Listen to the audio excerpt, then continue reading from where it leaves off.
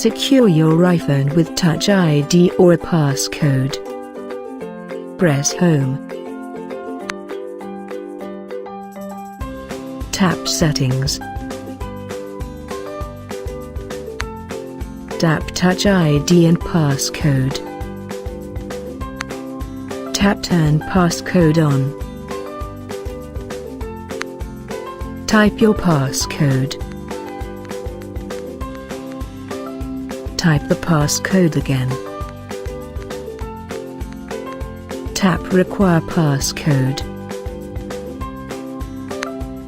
Tap the button for the length of time you want, for example, after 1 minute or immediately. Tap Touch ID and Passcode. Set the voice dial switch to on or off, as needed.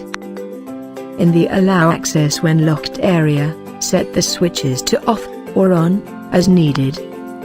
If you want the iPhone to erase all its data after 10 failed passcode attempts, set the Erase Data switch to on. Tap Enable.